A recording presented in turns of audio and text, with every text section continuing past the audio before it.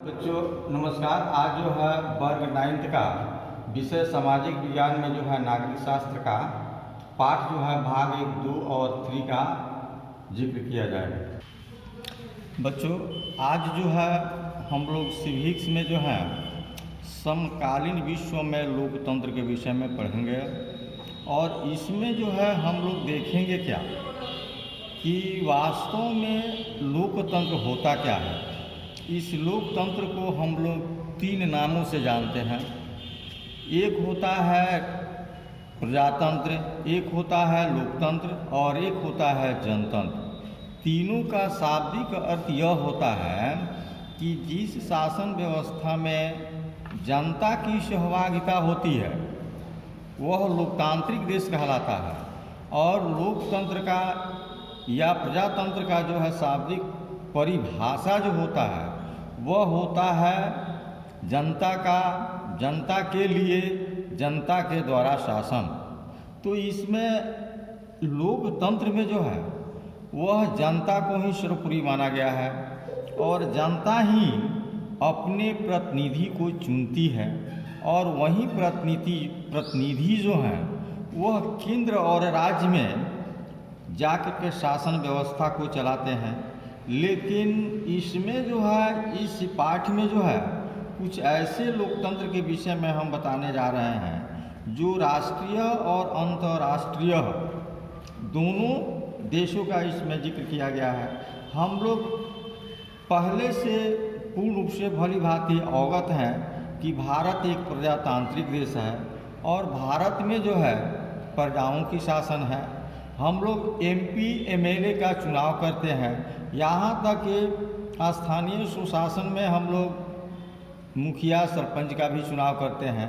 यह सब हमारी एक लोकतांत्रिक स्वतंत्रता की प्रतिफल है कि इन सभी प्रतिनिधियों को हम अपने अनुकूल प्रतिनिधियों को चुन करके शासन के लिए भेजते हैं या उस पद को देते हैं और वे प्रतिनिधि जो होते हैं वे हमारी ही हक में काम करते हैं।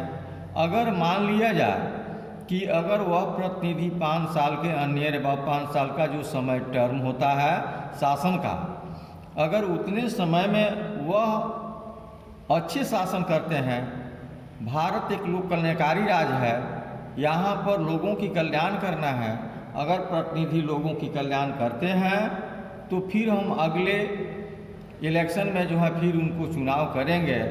या अगर वह हमारे कल्याण से संबंधित हमारी जनता की कल्याण नहीं सोचते हैं और अपने हित में ही लीन होते हैं तो फिर 5 साल आने के बाद जो है जैसे ही इलेक्शन होगा हम उस प्रतिनिधि को उनको पदमुक्त भी कर सकते हैं। इतना शक्ति हम सभी भारतीय जनता को मिला हुआ है। यही कारण है कि यह प्रजातांत्रिक शासन व्यवस्था जो है यह केवल भारत ही नहीं बल्कि विश्व के अन्य देशों में भी इसकी प्राथमिकता दी गई है। जैसे हम लोग पढ़ेंगे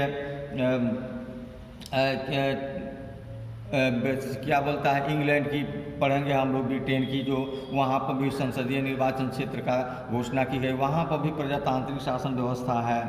और लोकतंत्र में जो है वे कोई भी शासक जो होता है वह जो है तानाशाह नहीं हो सकता है।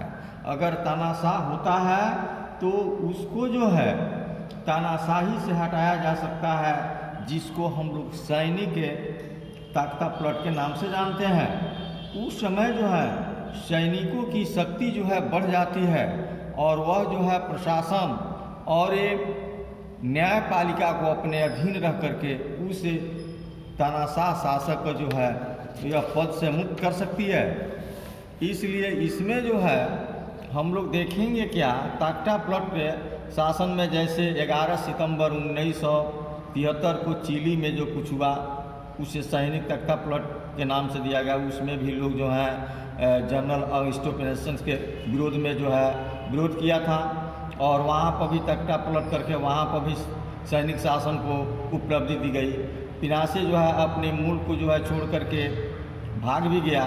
17 वर्षों तक राज करने के बाद वह जो है अपने मुल्क को छोड़ा था और लोकतंत्र की वापसी में जो है यह फिर 1988 में जो है यह समाप्त हुआ और वहाँ पर जनमत संग्रह कराया गया। जनमत संग्रह का मतलब ये होता है कि जनमत संग्रह वह होता है जिसमें जनता जो है अपने मत की संग्रह दूसरे को देती है, लेकिन इसमें कुछ ऐसे पॉलिटिकल पार्टी होती है जो अनेकों प्रकार के जनता को प्रलोभन दे करके उस जनता की मत को अपने बस में करने के, अपने पक्ष में करने की कोशिश करती है। जैसे किसी प्रकार का प्रलोभन देना, बहुत सारे चीज़ आते हैं। और इसमें जो है पोलैंड की भी कहानी हम लोग पढ़ेंगे, जहाँ पर पोलैंड में सैनिक शासन व्यवस्था था, वहाँ पर भी यह जनमत संग्रह कराया गया और वहाँ पर भी सरकारें बनी। लेकिन कुछ हम लोग जो है कुछ ऐसे शब्दों के विषय में जो है परिभाषा के रूप में जानेंगे। जैसे सबसे पहले जो है हम लोग इसमें देखेंगे क्या कि इन शब्दों की क्या परिभाषाएं होती है जो हम जो है बता रहे हैं। जैसे है इसमें जो है मैं लोकतांत्रिक शासन व्यवस्था में जो है जैसे आता है गठबंधन, तो गठबंधन उसको कहते हैं अगर कोई, यह सब हमारे लोकतांत्रिक शासन व्यवस्था की देन है। कुछ ऐसे होता है जैसे कि मान लिया जाए कि किसी भी पार्टी को स्पष्ट बहुमत नहीं मिलता है, तो वह पार्टी जो है वह दूसरे पार्टी से कुछ मत को अपने आप को प्राप्त करता है और उसी के द्वारा जो है वह अपने सरकार की गठन करता है, तो उसको हम लोग गठबंधन की सरकार कहते हैं। लेकिन यह सरकारें अस्थायी होती है। अस्थायी इसलिए होता है कि जो गठबंधन में पार्टी जो अपना समर्थन देती है, अगर उसकी मनोइच्छा पूरा नहीं होता है तो अपने समर्थन को फिर से वापस लेना शुरू कर देती है, जिसके कारण वह सरकार गिर जाता है। इसलिए यह गठबंधन की सरकार को जो अस्थायी के रूप में कहा गया है। उसके बाद में हम लोग देखते हैं कि कुछ ऐसे भी जैसे जनमत संग्रह होता है। जनमत संग्रह जो है सभी मतदाताओं के सामने कोई एक प्रस्ताव रखा जाता है, यहाँ नाम है जवाब आने वाले प्रत्येक चुनाव है, नए संविधान, कानून या सरकार की किसी एक नीति पर कराया जा सकता है। यह जनमत संग्रह है। जनता की मत को संग्रह करना ही जनमत संग्रह कराता है। तो इसमें जो है जनता की मत को संग्रह करने के लिए जितने भी पॉलिटिकल पार्टियां जो हैं वह सभी पॉलिटिकल पार्टियां ऐसे कुछ अपने प्रस्ताव को रखती है जिससे जनता जो है उसमें प्रलोभित होती है और प्रलोभित होने के बाद में उस पार्टी की पक्ष में अपना जनमत देती है, उसी को जनमत संग्रह कहते हैं। अब कुछ ऐसे भी शब्द आते हैं यह प्रजातांत्रिक शासन व्यवस्था में, जैसे तख्ता पलट हो गया, तो किसी सरकार की गैर कानूनी ढंग से अचानक उखाड़ फेंकने को ही तख्ता पलट कहते हैं। अगर कोई भी सरकार है अगर कानून के अनुसार काम नहीं करती है तो उसको एकाएक जो है उखाड़ फेंकने का काम जो होता है, जैसे सैनिकों के द्वारा होता है, उसी को हम लोग तख्ता पलट कहते हैं। जैसे यह तख्ता पलट जो है कुछ समय पहले जो है पाकिस्तान में भी हुआ था। अब है राजनीतिक, इसमें राजनीतिक बंदी भी आते हैं, जो बड़े बड़े राजनेता होते हैं और वे जो है उन लोगों को बंदी गृह में डाल दिया जाता है।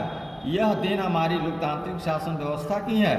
अगर लोकतांत्रिक शासन व्यवस्था नहीं होता तो ये राजनीतिक बंदी जो कहलाते हैं, जो बड़े बड़े नेता होते हैं, वे लोग जो है इस राजनीतिक बंदी के अंदर नहीं आते और यह जो है अपने मनमाना काम करते। लेकिन कोई भी नेता जो है अगर भ्रष्टाचार में पकड़े जाता है तो उसको जो है राजनीतिक बंदी के अंतर्गत उसको कैद करके रखा जाता है।